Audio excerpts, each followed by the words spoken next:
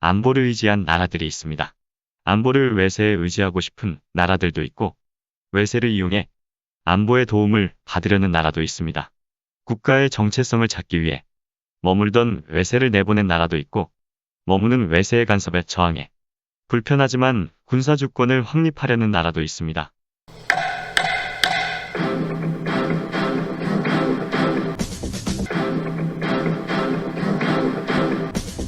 미군이 주둔하거나 주둔했던 나라 이야기입니다.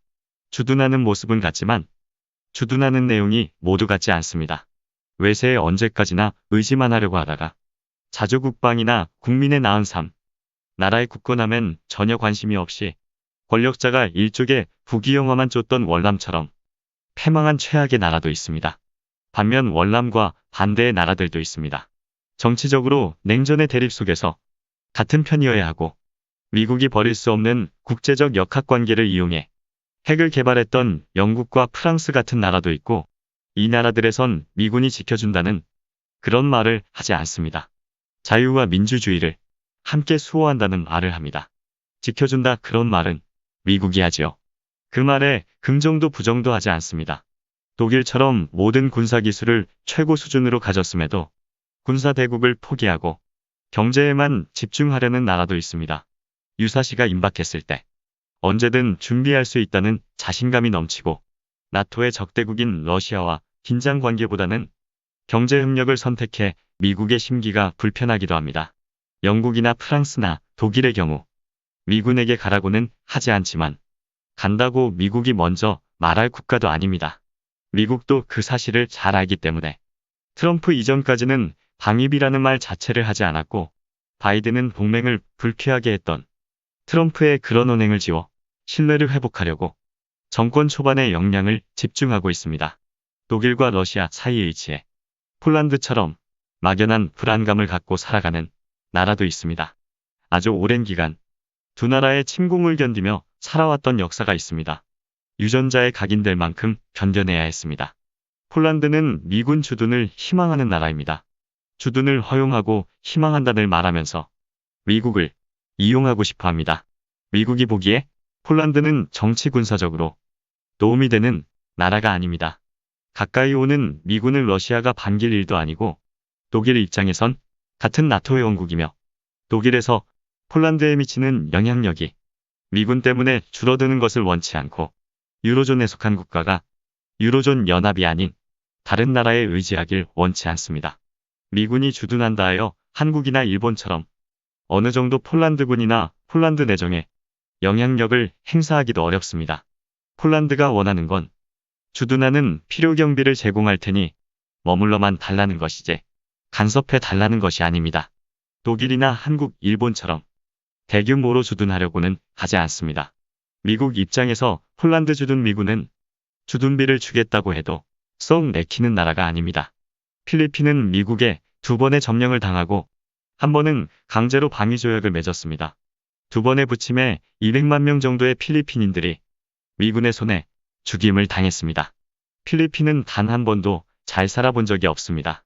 독재 권력자였던 페르디난드 마르코스 일가만 부귀영화를 누리면서 살았습니다. 사실 미군은 주둔 국가가 잘 살거나 못 살거나 독재 국가이거나 민주국가이거나 상관없었습니다. 국민이 아닌 정권이 반미만 아니면 만족했고, 주둔지가 주변 정세에서 군사요충지라면 효과적으로 발휘할 미국 힘을 주둔 그 자체만 언제나 중요했습니다. 주한미군 철수나 전자권을 이야기하면 제가 많이 소개했음에도 필리핀처럼 경제가 망한다, 그런 주장을 하는 분이 있습니다. 망할 만큼 필리핀은 잘 살아본 적이 없습니다. 일제로부터 수탈되고 전쟁으로 폐허가 된 대한민국보다 1960년까지 아주 조금 잘 살았습니다. 1960년 GDP를 보면 우리가 158달러 정도, 필리핀이 254달러였습니다. 이걸 보고 엄청나게 우리보다 잘 살았다 말하면 뭐라고 반박하진 않겠습니다. 1970년 GDP를 보면 우리가 고작 279달러 정도였고 필리핀이 186달러로 거꾸로 성장에 역전되었습니다. 미군이 철수한 1992년 필리핀 GDP는 814달러였는데 2019년 최근 GDP는 3,485달러입니다. 1992년 미군 철수 후 2019년까지 27년 동안 필리핀 1인당 GDP는 2,700달러가 성장했습니다. 미군 철수로 망했다는 필리핀 경제가 망한 것이 아니라 더디지만 5배 정도 성장했음을 알 수 있습니다.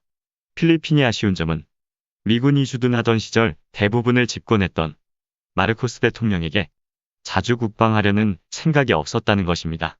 부인에게 수천 켤레의 명품 구두를 사주는 것에 오히려 관심이 많았습니다.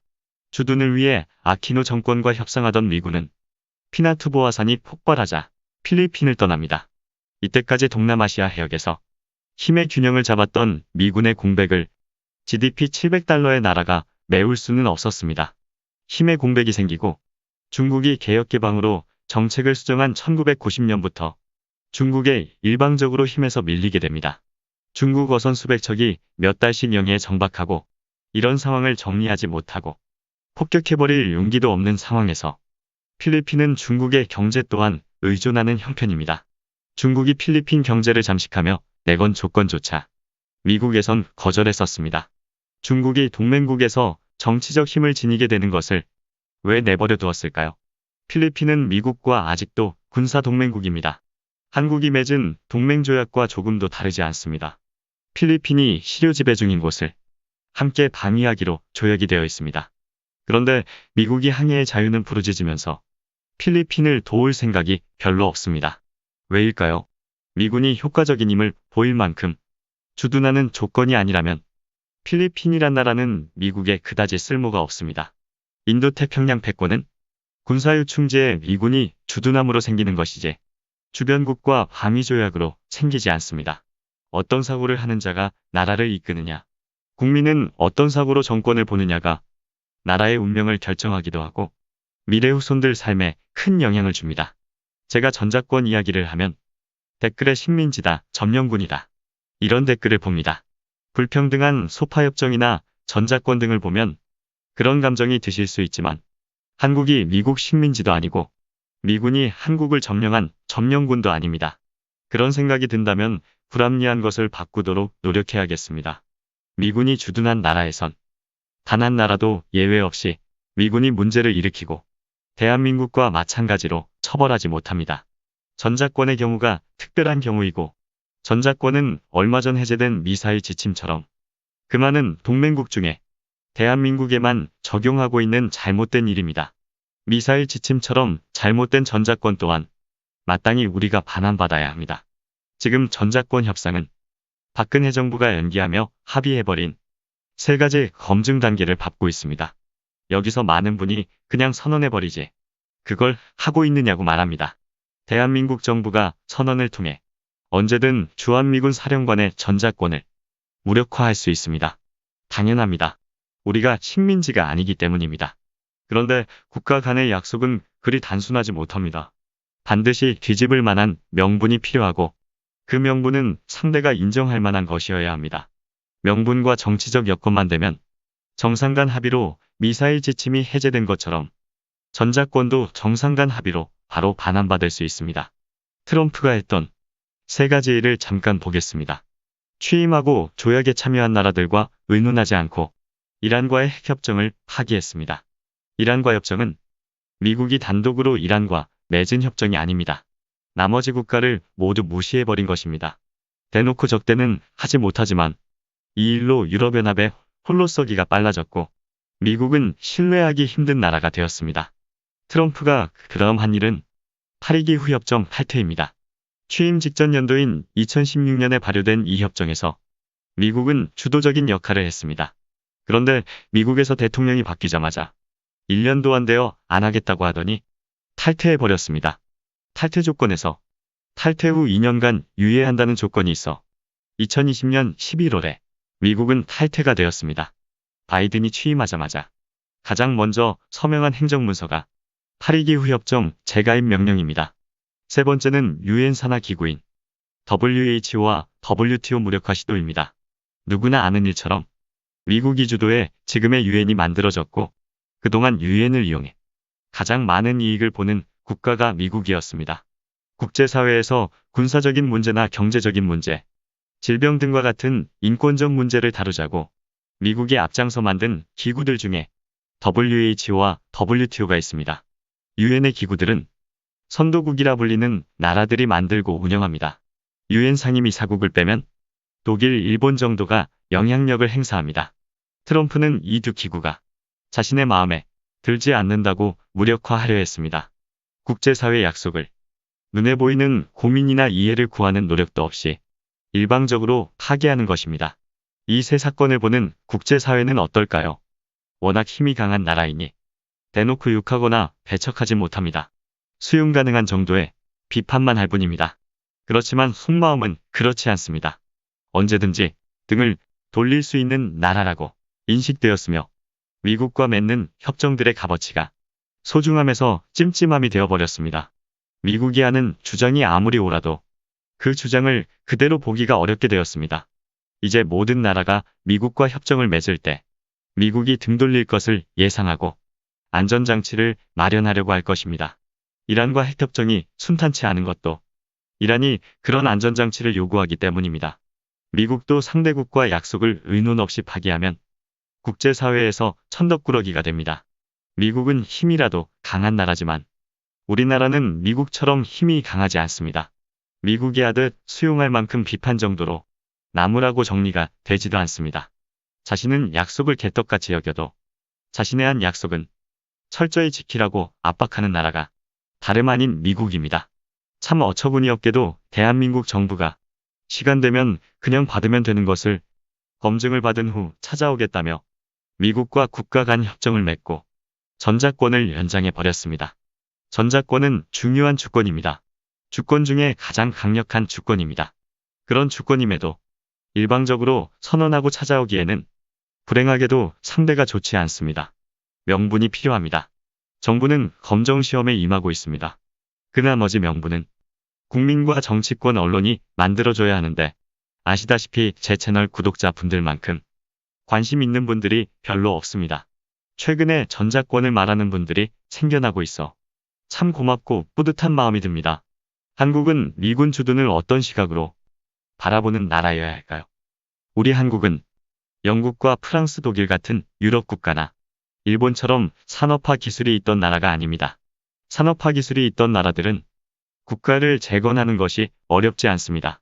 산업화 기술이 없었던 대한민국이기에 대한민국의 경제 발전을 세계가 평가하고 놀라는 것입니다. 그것도 식민지배와 미군정 신탁통치, 민족전쟁의 참화로 초토화가 된 국토에서 휴전이라는 갈등과 긴장감을 아는 채 남북으로 대치한 상황에서 이룬 성과이기 때문입니다. 미군이 주둔해주고 경제 원조해줘서 이만큼 살게 되었다고 말하는 분들이 있습니다. 지극히 한국인다운 말씀인데 저는 왜 그 말씀에 거부감이 들까요? 아마도 우리 국민들의 피와 땀을 미국이 제공한 것 아래에 놓으려는 그런 말씀들이어서 그런 듯합니다. 6.25 전쟁에 참전해 민주주의를 지켜준 것도 같은 이유로 저는 고마움만을 갖지 못합니다. 그냥 놔두면 될 나라를 반으로 가르지 않았다면 어떠했을까요? 어떤 분들 말씀처럼 중국이나 소련이 침공했을 수도 있습니다. 아닐 수도 있죠. 가정이니까요. 하지만 한반도를 이념이 다른 두 나라로 미국이 주도해 만든 건 엄연한 현실입니다. 가정이 아닙니다. 현실을 두고 가정까지 해가면서 역사적 사실을 엉뚱하게 바라볼 필요는 없습니다. 남북이 왜 전쟁을 했을까요? 반으로 쪼개 놓아서 민족이 전쟁을 했습니다. 남북이 극도의 증오심을 갖게 된 이 전쟁은 저절로 일어난 전쟁이 아닙니다. 전쟁이 일어날 구도를 만들어 놓고 일어나도록 여건을 조성해 전쟁이 났습니다. 그렇게 만든 미국이란 나라가 참전해서 나누었던 반쪽을 다시 지켜주었으니 은혜를 잊지 말자며 배은망덕하지 말라고 합니다. 그런데 저는 배은망덕해야겠습니다. 제가 보는 미국은 상전의 국가가 아닙니다. 지금 현재 대한민국에 매우 중요한 위치의 국가이니 적대할 필요는 없지만 미국이 대한민국에 하는 것과 마찬가지로 국익을 위해 이용하는 국가, 그 이상도 이하도 미국은 아닙니다. 저는 반미주의자는 아니지만 올리버쌤이란 미국 유튜버도 좋아하지만 주권이 침해당하는 이런 현실이 해소될 때까지 기쁜 마음으로 기꺼이 배은망덕하겠습니다. 오늘 영상은 여기까지입니다. 고맙습니다.